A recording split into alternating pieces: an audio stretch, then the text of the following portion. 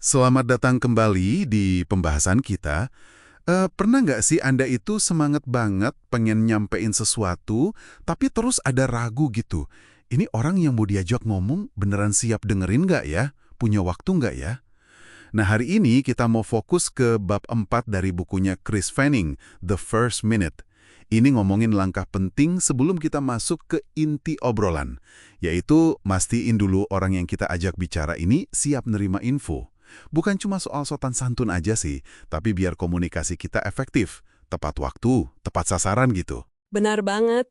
Kita seringnya fokus nyusun pesannya biar oke, tapi suka lupa kalau penerima pesan itu punya kondisi sendiri ya kan? Punya keterbatasan waktu, mungkin lagi pusing mikirin hal lain. Nah, kalau kita lewatin langkah awal ini, rasanya kayak melanggar kesepakatan gak tertulis aja gitu soal ngehargain waktu sama perhatian orang.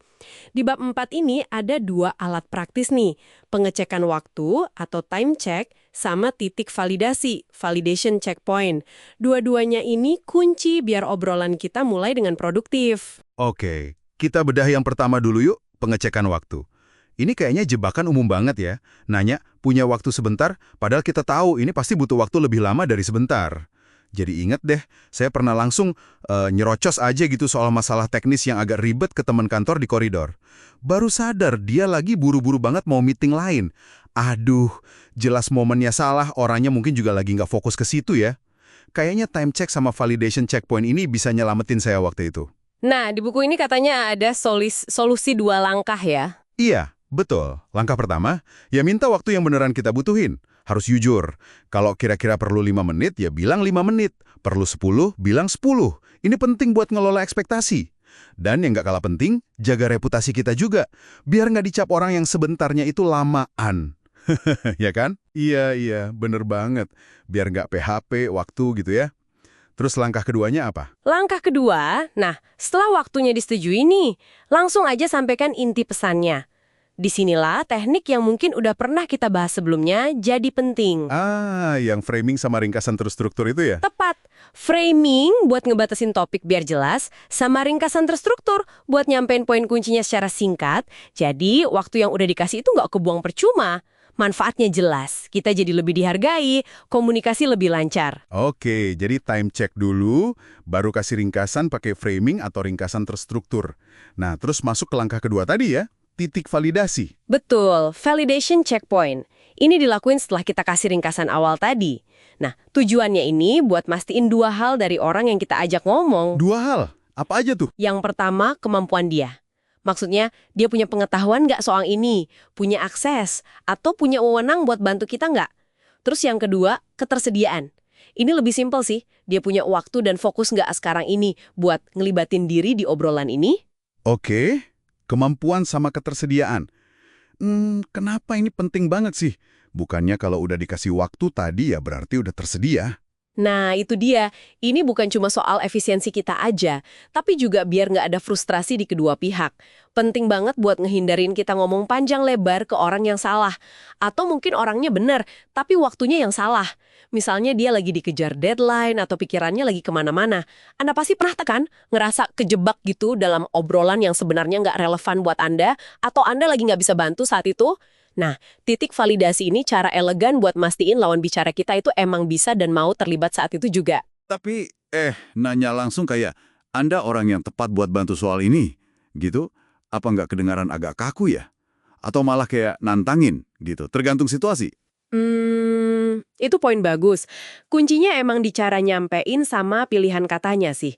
Nggak harus sekaku itu juga. Bisa kok nanyanya setelah kita kasih ringkasan awal. Misalnya, nah, ngelihat ringkasan tadi, kira-kira ini sesuatu yang bisa Anda bantu tangani nggak ya? Atau gimana? Apa sekarang waktu yang pas buat kita diskusi ini lebih lanjut?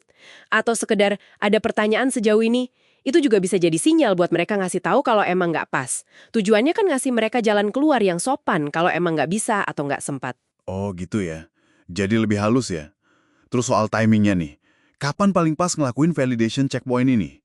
Langsung setelah framing atau setelah ringkasan terstruktur yang lebih detail? Fleksibel sih sebenarnya ada plus minusnya. Kalau dilakukan setelah framing, enaknya kalau emang jelas salah orang atau salah waktu, bisa cepat selesai. nggak buang waktu lagi. Tapi kalau setelah ringkasan terstruktur, orangnya jadi punya info lebih lengkap buat memutusin dia bisa bantu atau enggak dan kapan. Jadi ya tergantung konteksnya juga sih. Oke, oke.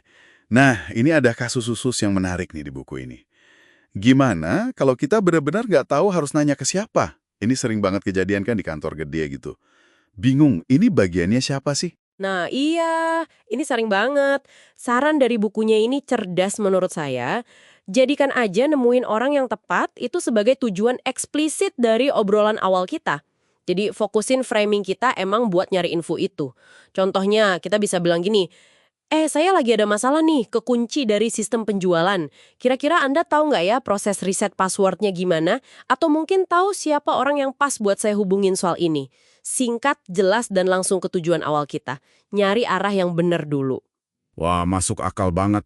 Jadi nggak muter-muter nyari bantuan, tapi nggak jelas ke siapa ya. Iya, jadi intinya sebenarnya sederhana, tapi dampaknya bisa gede banget. Lakuin pengecekan waktu di awal, terus setelah kasih ringkasan, lakuin titik validasi. Dua langkah ini nunjukin kalau kita nggak cuma fokus sama apa yang mau kita omongin, tapi kita juga ngehargain siapa yang kita ajak ngomong dan kapan kita ngomongnya. Ini yang bedain komunikator yang cuma ngomong sama yang benar-benar nyambung. Oke, sebagai penutup nih, coba deh Anda renungin sebentar. Kapan terakhir kali Anda mulai obrolan penting tanpa ngecek waktu dulu atau validasi dulu? Gimana rasanya buat Anda? Buat lawan bicara Anda? Coba deh, terapin dua langkah ini. Pengecekan waktu sama titik validasi. Di interaksi kerja Anda selanjutnya. Mungkin Anda bakal kaget ngelihat bedanya respons sama hasil obrolannya. Sampai jumpa di pembahasan kita selanjutnya ya.